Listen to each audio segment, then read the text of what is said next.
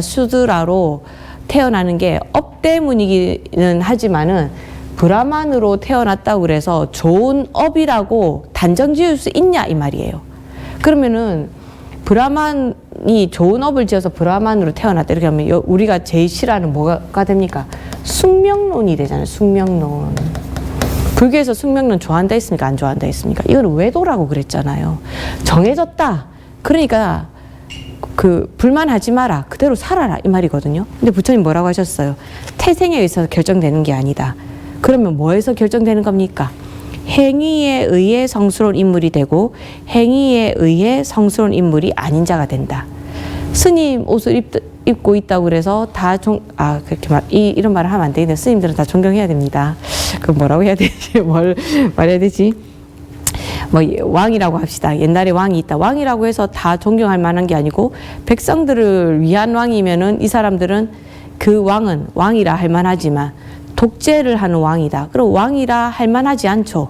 그냥 그 사람도 그냥 독재자지 않습니까? 그러니까 좋은 왕이라는 것은 왕이어서 좋은 왕이 되는 게 아니고 백성을 위하면 좋은 왕이 되지만 독재자이면 좋은 왕이 되지 못한다. 행위에 의해서 결정되는 것이지 태생에 의해서 결정되는 것이 아니다. 그래서 행위에 의해 농부가 되고 행위에 의해 기술자가 된다. 행위에 의해 상인이 되고 이 말이 왜 나오냐면 이 인도에서는 계급에 의해서 직업이 정해졌거든요. 이거 다 직업 아닙니까? 브라만 성직자다, 그샤트리아 무사다, 바이샤는 상인이다. 그러면 그샤트리아는 상인하면 욕먹어요. 내가 장사꾼이 되고 싶어도 그샤트리아로 태어나면 장사하기 힘듭니다. 옛날 인도는요. 지금은 좀 안 그렇겠지만요.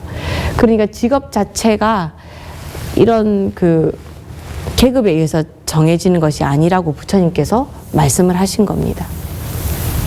그러니까 요즘 세상은 계급은 없기 때문에 그렇게까지 말할 게 아니지만 내가 가난하다고 해서 부자라고 해서 뭐 결정되는 것이 아니고 나의 행동이 존경받을 만한가, 나의 행동이 바른가에 따라서 내가 결정된다라는 거죠.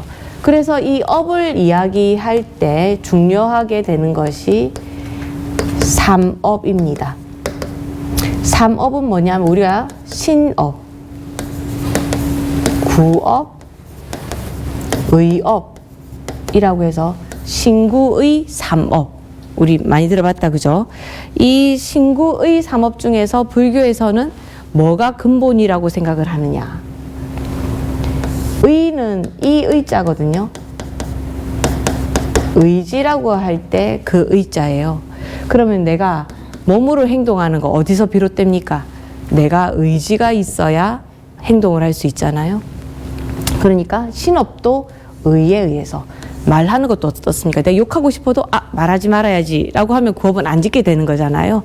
그러니까 의업에 의해서 구업이 또 결정되기 때문에 의업이 가장 중요하고 의업이 바로 모든 업을 짓게 되는 원인이다 라고 이야기하게 됩니다.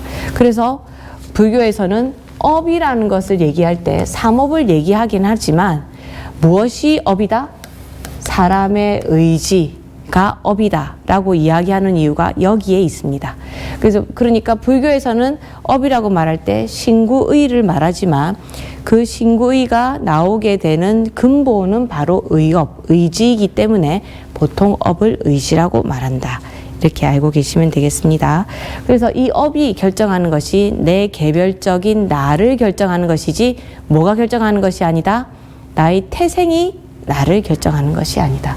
근데 우리나라도 그런 말 많이 하죠. 아이고 애 아버지가 판사인데 그 판사집 아들내미가 나쁜 짓을 할 리가 있나?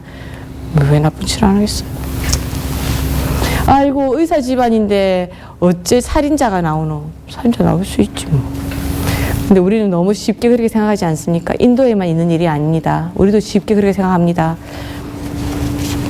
그러니까 여러분들도 내가 혹시 그런 생각으로 이 사회를 살아가지는 않았는가? 그리고 아이의 한 행동만 보고 아유 니는 텄다 이렇게 생각하고 있지 않은가? 내 생각을 넓혀야 된다는 말이에요. 그래서 어쨌든 이 업이라는 것은 그런데 우리 B의 여기 3번을 보면 이 영향은 의식적으로 무의식적으로 의식적 무의식 무의식적으로 어떻게 된다? 내면화된다 라는 말합니다. 근데 이 무의식이라는 것 때문에 사람들이 굉장히 좀 고통을 받게 되는데요. 이거는 뭐 그 책이 없는 말이니까 안 해도 되겠지만 아뢰아식이라는 게 있어서 이 무의식의 모든 것이 다 이렇게 저장이 돼요. 우리가 제일 많이 볼 수 있는 게 뭡니까? 아버지가 술을 많이 마시는 사람이어서 아유 나는 절대 술 마시는 사람 결혼 안 할 거야, 또는 나는 술 안 마실 거야 해놓고 나중에 보면 자기가 더 많이 마시는 경우도 있죠. 아버지보다. 그게 뭡니까? 무의식의 그 행동이 내가 봤기 때문에 보고 나도 모르게 배우는 거예요. 이런 경우 있거든요. 그 정신병력이 있는 사람은 유전적으로도 정신병이 유전되지만은 이렇게 예를 들어서 집안에 어떤 정신적으로 문제 있는 행동을 하는 사람이 애를 기르게 되면 그 행동을 보고 아이가 뭘 하게 됩니까? 학습. 이것은 어떻게 돼요? 의식적, 무의식적으로 두 개 다 학습하게 되는 거예요. 의식적 학습만 이루어진다면 이건 고치기가 쉬워요. 그런데 뭐는 어렵다? 무의식적으로 되는 건 어렵다라는 거예요. 그래서 우리가 어떻게 해야 된다? 불교에서 항상 깨어 있으라 이 말을 하잖아요. 깨어 있으라. 내가 무의식적으로 어떤 행동을 하고 있지 않은가. 제가 항상 하는 말 있잖아요. 제가 긴장하면 갑자기 나도 모르게 이렇게 한다고. 머리카락 없는데 머리카락 넘긴다고. 머리카락 없이 산 지가 지금 20년인데 나도 모르게 긴장을 하면 나도 모르게 이렇게 머리카락 넘기는 거예요. 이렇게 하면서 없지 이렇게 생각해요. 그럼 무의식. 엄청 무서운 거예요. 그래서 나의 모든 업이 어떻게 된다? 무의식적으로 내면화된다. 그래서 우리 그런 말 하잖아요. 나이가 들면 시간이 너무 빨리 간다 이런 말 하죠. 그 뇌과학적으로 왜 그런지 압니까? 무의식적으로 몸이 자동화돼 있는 거예요. 그러니까 내가 하나하나에 다 신경을 쓰지 않다 보니까 자동화돼서 가는 시간이 많다 보니까 시간이 상대적으로 빠르게 느껴진대요. 아무튼 여기 또 이 업을 그래서 무의식적으로 되는 것이 많기 때문에 불교를 배우는 것이 왜 중요하다? 나의 행동에 혹시 내가 고쳐야 될 점은 없는가? 그래서 의식적으로, 그러니까 제가 아까 자연스러운 것이 좋을 때도 자연스럽게 이 또한 지나가리라 할 때는 자연스럽게 해야 되지만 나의 행동이 자연스럽게 나올 때 그는 무의식적으로 나온단 말이거든요. 그때는 어떻게 해야 된다? 제동을 걸어야 되죠. 그래서 나의 업은 개별업이라고 합니다. 내가 화를 내는 사람, 내가 쑥스러워하는 사람, 용기가 없는 사람, 뭐 이런 거 내가 나를 봤을 때 이런 사람이다 하는 거 있잖아요. 그건 개별업이라고 합니다. 그런데 내가 세종에 살면서 세종에 비가 오면 다 같이 비를 맞는 거. 그리고 내가 우리 국가에 살면서 뭐 나는 이 사람한테 투표했는데 뭐 대통령이나 뭐 지자체장이 다른 내가 원하지 않는 사람이 돼서 같은 지자체 장이라든가 같은 대통령 밑에서 내가 정치적 영향을 받고 산다. 그런 것도 다 공업인 거예요. 또 더 크게 나아가서는 지구라는 곳에 같이 산다. 또는 대한민국이라는 곳에 같이 산다. 이건 다 뭐다? 공업. 또 이 공업은 어느 때도 발동되냐면 같이 비행기를 타는 거. 근데 이제 아무렇지도 않게 일이 일어나지 않으면 우리 그 공업이라는 생각이 안 드는데 만약에 거기서 납치범을 만났다라던가 아니면 그 비행기가 추락한다. 우리는 그때 아이고 도대체 어떤 사람들이 모였길래 이렇게 됐지? 그러면 그게 그때 말하는 것이 공업이라는 겁니다. 그래서 일정 단위 공동체가 특정한 업을 함께 받는 것을 공업이라고 합니다. 그래서 우리는 인과응보를 이야기하는데요. 이 공업 같은 경우는 이제 함께 지은 거기 때문에 한꺼번에 받는 거다, 그죠? 불교에서는 인과응보를 굉장히 중요하게 생각합니다. 그래서 이렇게 말을 할 때 보통 우리가 혹시 숙명론인가? 숙명을 얘기하나? 운명을 이야기하나? 라고 의문을 품게 되는 거죠. 내가 분명히 인과응보라고 했으니까. 그러니까 이 인과응보에는 두 가지 종류가 있습니다. 착한 행위를 하면 즐거운 것이 온다. 이걸 뭐라고 한다? 선인, 락과. 그리고 악한 행위를 했을 때 내가 괴로워지는 것은 악인, 고과. 이 인자는 사람 인자가 아닙니다. 원인 인자예요. 좋은 원인은 즐거움을 주고 나쁜 원인은 괴로움을 준다 이 말이거든요. 그런데 이 인과응보를 얘기할 때 제가 연기법으로 설명할 때는 뭐라고 했습니까? 환경이 달라진다. 내가 만약에 씨를 심었는데 이 씨가 어떤 식으로 자라느냐는 환경에 따라 달라지잖아요. 내가 어떤 행동을 했는데 그 행동에 대한 과보를 어떻게 받을 것인가는 무엇에 따라 달라진다? 나의 중간에 있는 행위에 의해서, 그러니까 그걸 우리는 뭐 공덕이라고도 말할 수 있을 거고, 그죠? 또는 선업이라고도 말할 수 있을 거고, 또는 악업이라 할지라도 그 환경을 바꿀 수 있겠죠. 거기에 따라서 뭐가 달라진다? 과가 달라진다.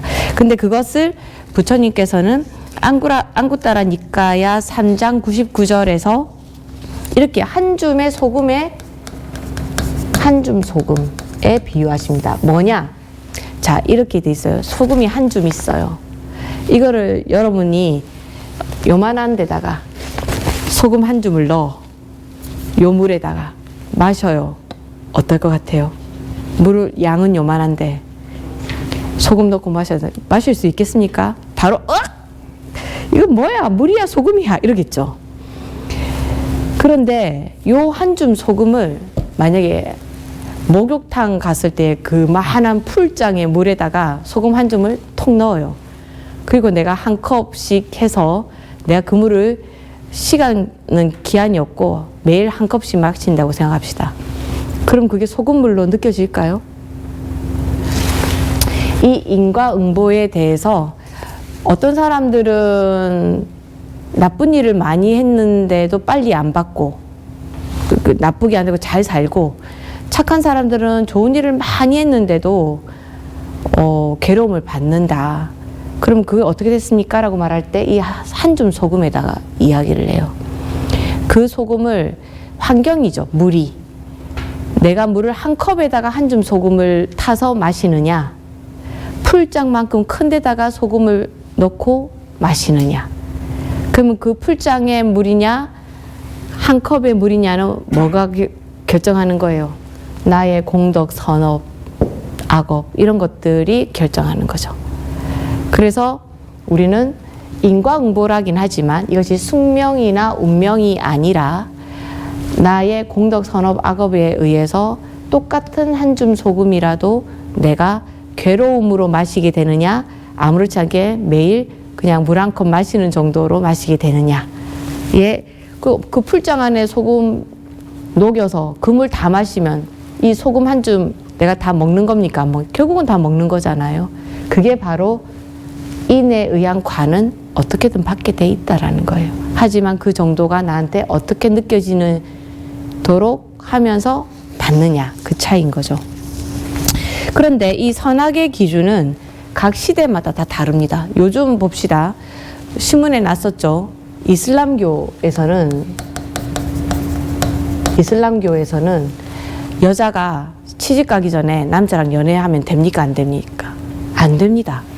그러면 자기 오빠가 이 여동생 죽일 수 있습니까? 없습니까? 죽일 수 있습니다. 그 우리가 생각하면 그렇게 말하면, 아니 남자 손 한 번 잡았다고 오빠가 여동생을 죽인다고? 그놈 진짜 못된 놈이네. 이렇게 말할 수 있겠죠. 뭐 율법이라도 고도 말할 수 있겠습니다만은 그 이슬람교에서는 여자가 시집 가기 전에 남자를 만나지 않는 것이 선 아닙니까? 그죠? 그 말은 뭡니까? 뭐라고 해야 될까요? 어떤 곳이냐에 따라서 그 시대, 장소, 뭐 여건에 따라서 선에 대한 그건 다 달라져요. 근데 만약에 그 여동생을 죽였다. 자기가 생각할 때는 선이라고 치죠. 불교에서는 어때요? 선이 아니죠. 그렇다 하더라도 여동생을 죽이지 않는 쪽으로 불살생이 있으니까 우리는 생각을 해야 되는데, 거기서는 이게 선이다 보니까 그냥 죽여도 처벌도 받지 않고 오히려 잘했다고 칭찬을 받는 거예요. 야, 너 잘했다. 여자가 그런 걸 어떻게 보냐, 뭐 그렇게 하는 식으로요. 그래서 선악에 대한 기준은 다 다르다. 그것을 불교도 잘 알고 있습니다.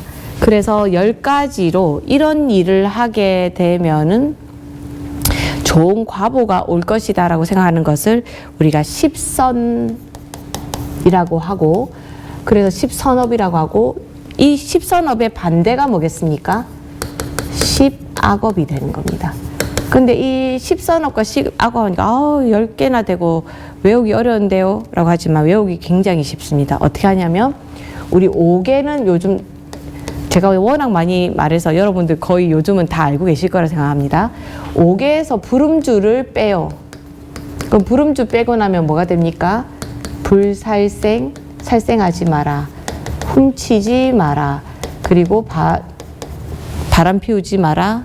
그리고 불망어잖아요. 여기에다가 이 망어를 또 몇 개를 펼칩니다.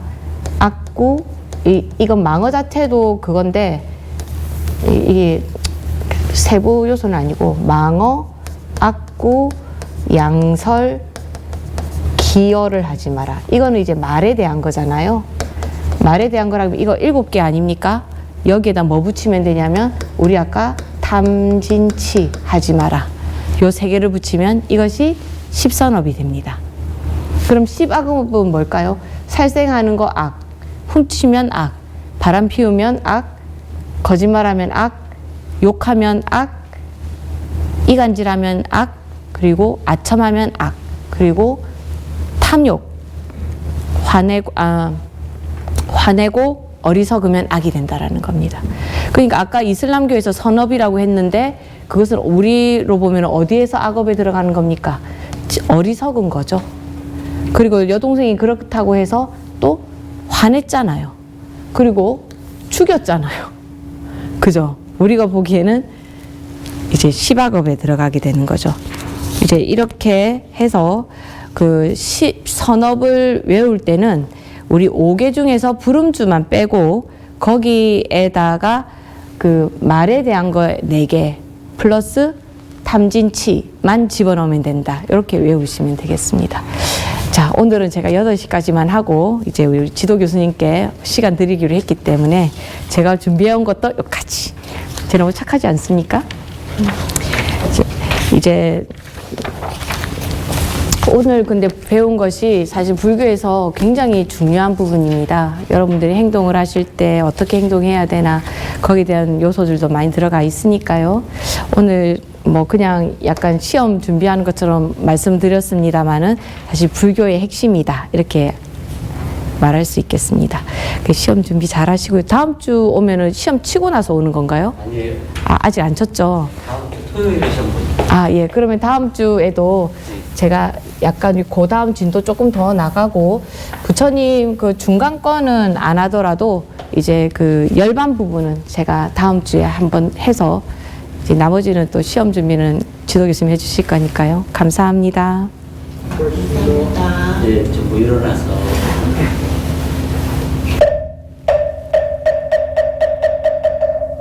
감사합니다. 다음 시간에 이거 제가 잘 모르지만은 인문 같지만은 네네. 선업하고 악업하고 있다고 그러지 않습니까? 네. 예.